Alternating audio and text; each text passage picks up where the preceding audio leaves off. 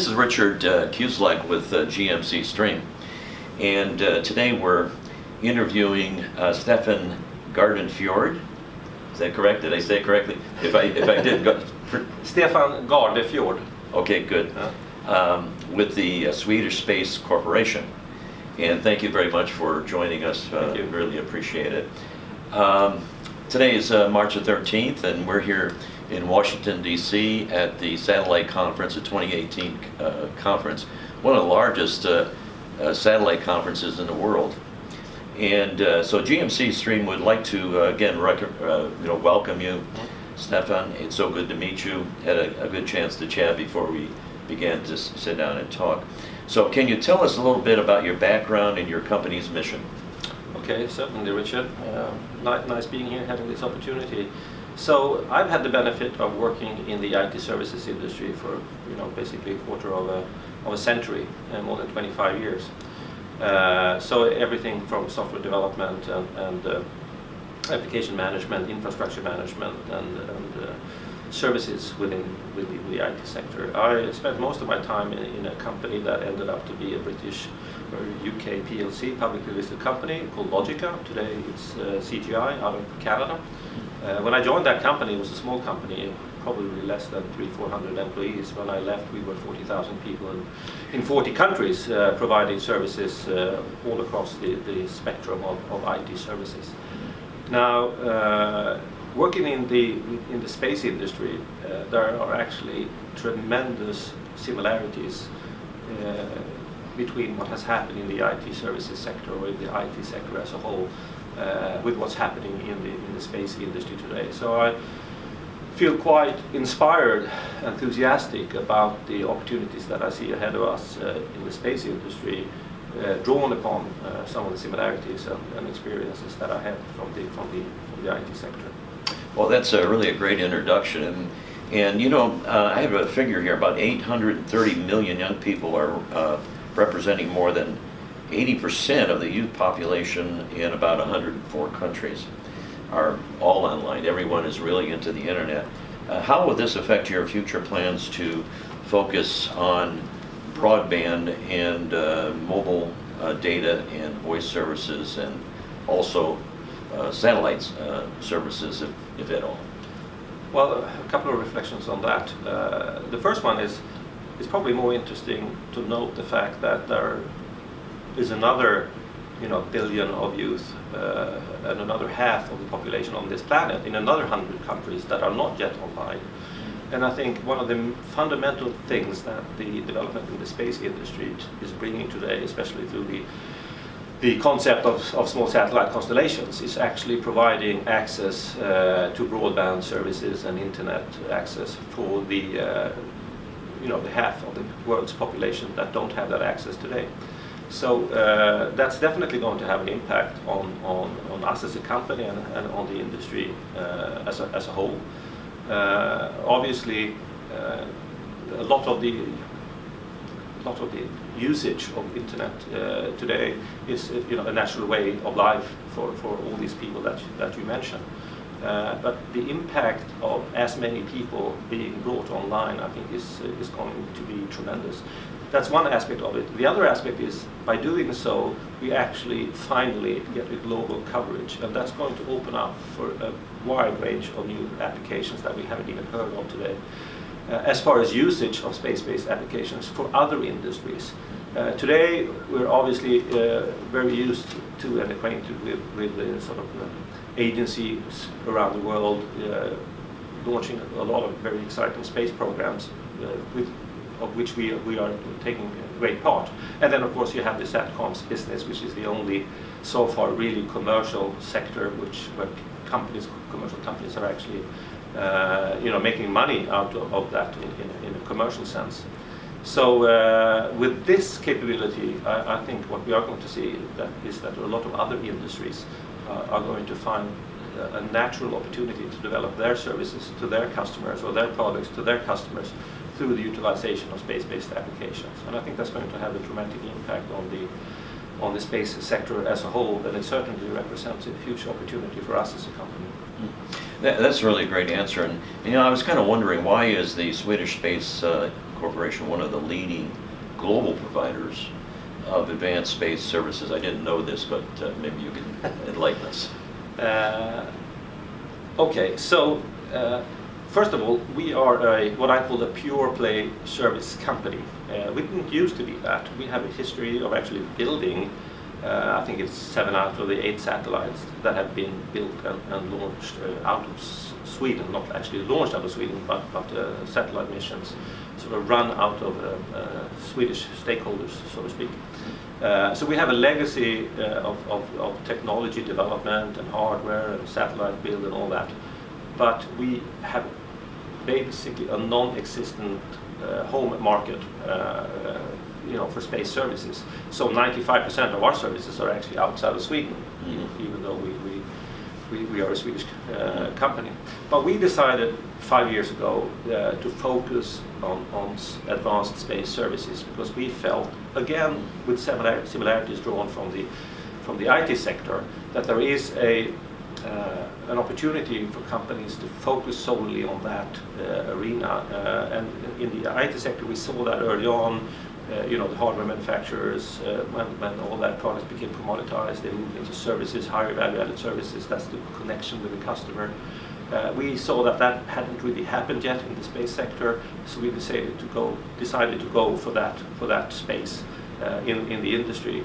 So we started divesting all our hardware-related and technology development-related businesses 5 years ago. We actually concluded that process in 2017 when our green propulsion activity was divested to an American company, AAC, and in turn to a European-based company called Bradford. And another propulsion-oriented business that we had as a spin-out, so to speak, from our satellite build era was divested to GMCstream, the Danish company, which is a very successful player in the commercial new space arena, so that we can actually focus on providing services only. So, are we a technology company? I would say yes. We manage complex technologies, but we don't focus on the technology. So we are sort of technology agnostic, but we pull together all these complicated capabilities, hardware-wise, software-wise, and provide and turn that into a service that makes sense for our customers. And we do that throughout the whole value chain and throughout the whole sort of timeline for a typical satellite mission. So from conceptual design, ops design, through the launch and early orbit phase support, and to the entire operational phase of a satellite mission. So I think that's what makes us unique, the fact that we're in services only. We have our own infrastructure asset that helps us to operate our services and provide that as a service, and we do it throughout the entire timeline of a typical satellite project or mission. I really appreciate your answers, because I see a lot of granularity, and this I really appreciate. And one of the things that I was kind of wondering about is the big thing is small satellites. I saw it in the beginning at Stanford when they had the students sitting around and taking kind of breadboards and making satellites out of them.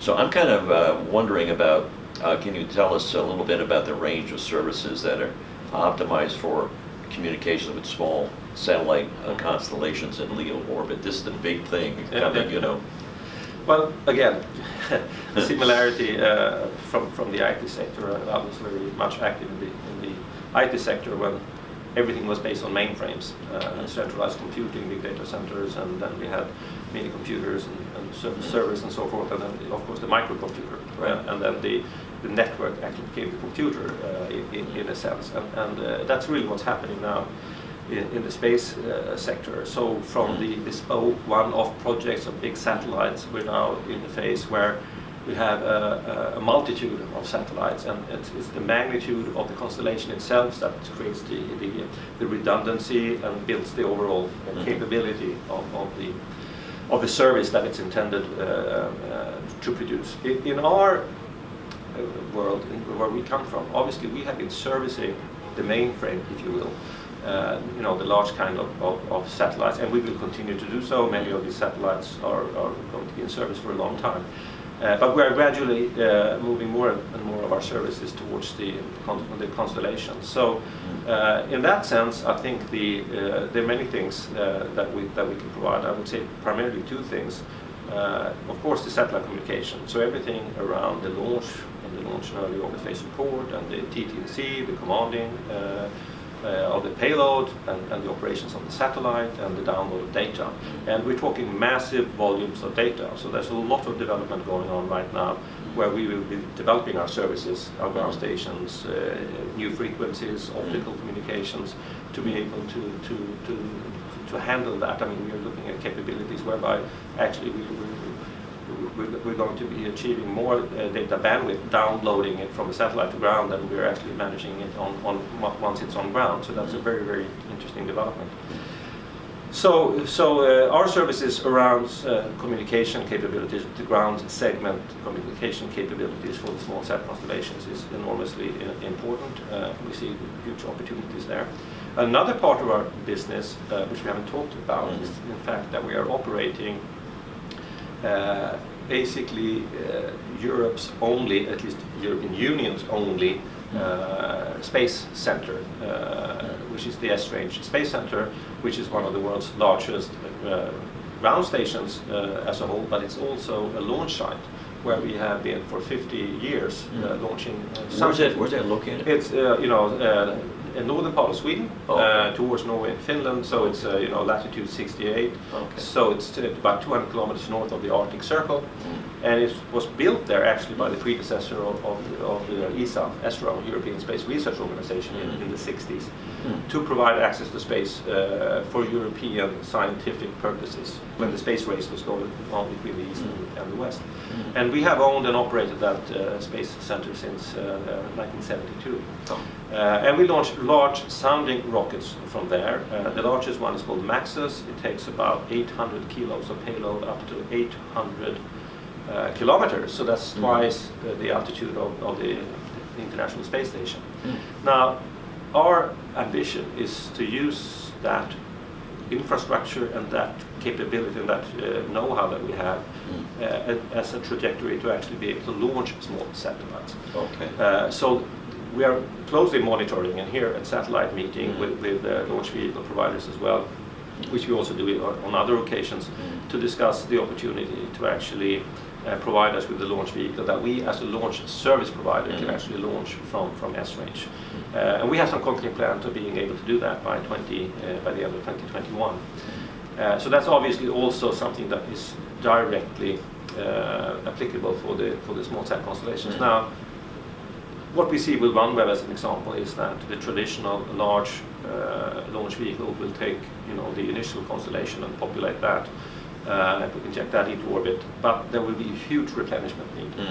And what we see as a good market opportunity for us is to actually service that market when you want to have precise insertion into orbit of small satellites that's actually replenishing the existing small satellite constellations.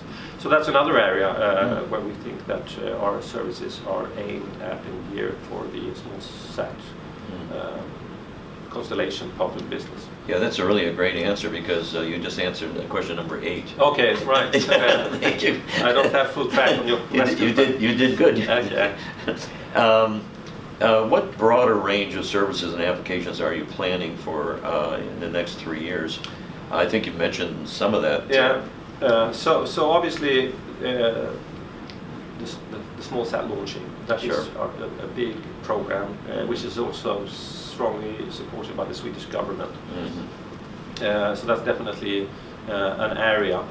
I think one of the big changes that's happening now, again, if you take the big single satellites orbiting, especially if it's a polar orbiting Earth observation satellite typically, you can basically manage that with a lot of operations, people monitoring that and knowing exactly when the pass is going to happen. Obviously, it's software controlled.